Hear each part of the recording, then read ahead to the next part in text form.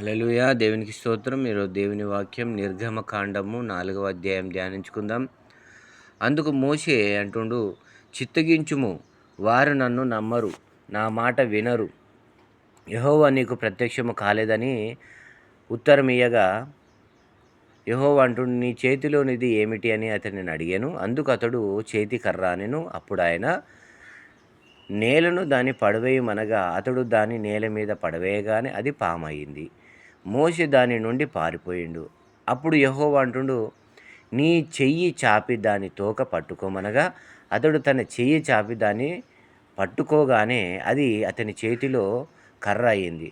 ఆయన అంటుండు మళ్ళా, దాని చేత వారు తమ పితరుల దేవుడైన యెహోవా అనగా అబ్రహాము దేవుడు, ఇస్సాకు దేవుడు, యాకోబు దేవుడు నీకు ప్రత్యక్షమాయనని నమ్ముదురనెను.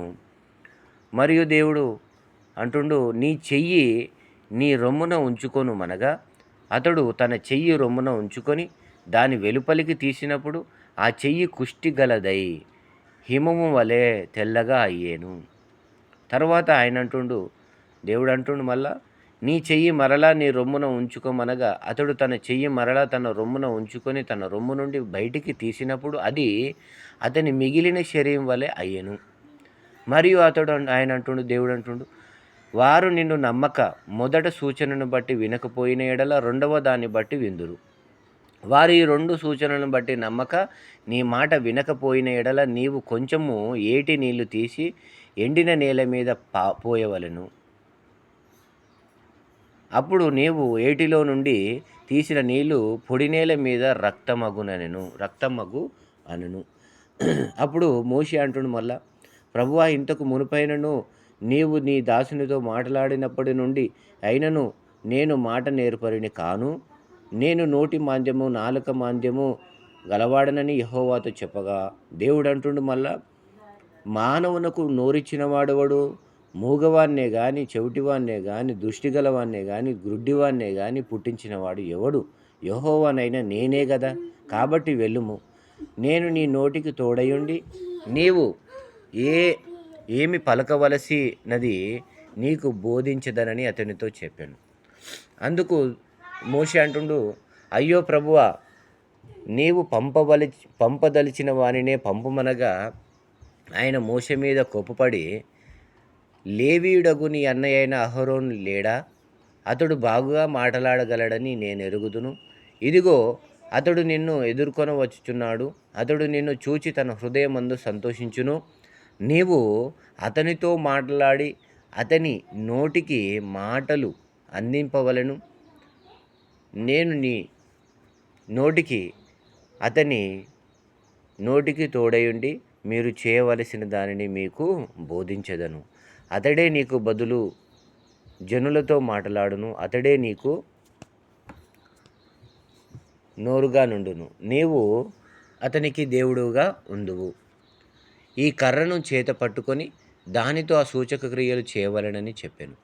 అటు తర్వాత మోషే బయలుదేరి తన మామయ్య అయిన యిత్రో యొద్దకు తిరిగి వెళ్ళి, సెలవైన ఎడల నేను ఐగుప్తులోనున్న నా బంధువుల యొద్దకు మరలా పోయి వారింకా సజీవులై ఉన్నారేమో చూచెదనని అతనితో చెప్పగా, యిత్రో అంటుండు, క్షేమముగా వెళ్ళుమని మోషేతో అనెను. అంతటా యెహోవా దేవుడు అంటుండు, నీ ప్రాణమును వెదకిన మనుష్యులందరూ చచ్చిపోయారు గనుక ఐగుప్తుకు తిరిగి వెళ్ళుమని మిద్యానుతో మోషేతో చెప్పగా, మోషే తన భార్యను తన కుమారులను తీసుకొని గాడిద మీద నెక్కించుకొని ఐగుప్తుకు తిరిగి వెళ్ళెను.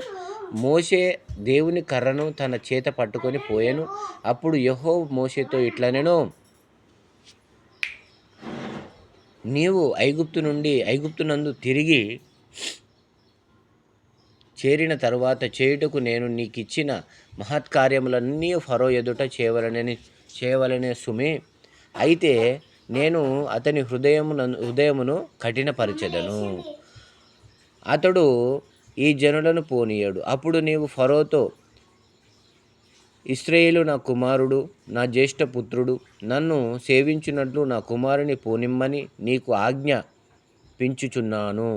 వాని పంపనొల్లని ఎడల ఇదిగో నేను నీ కుమారుని నీ జ్యేష్ఠపుత్రుని చంపెదనని యెహోవా సెలవిచ్చుచున్నాడని అతనితో చెప్పుమనెను.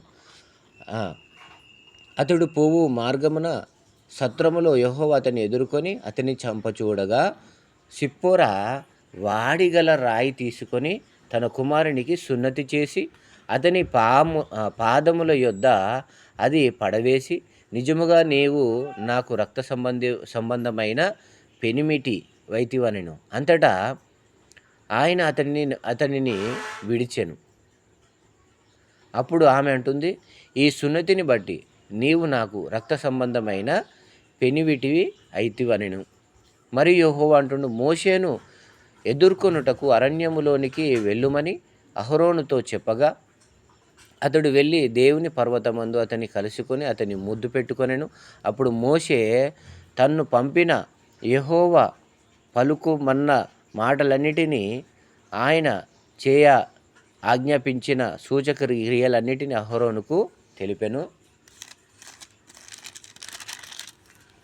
తర్వాత మోషే అహరోనులు వెళ్ళి ఇశ్రాయేలు పెద్దలందరినీ పోగు చేసి యెహోవా మోషేతో చెప్పిన మాటలన్నీ అహరోను వివరించి జనుల ఎదుట ఆ సూచక క్రియలను చేయగా జనులు నమ్మిరి. మరియు యెహోవా ఇశ్రాయేలీయులను చూడవచ్చి తమ బాధను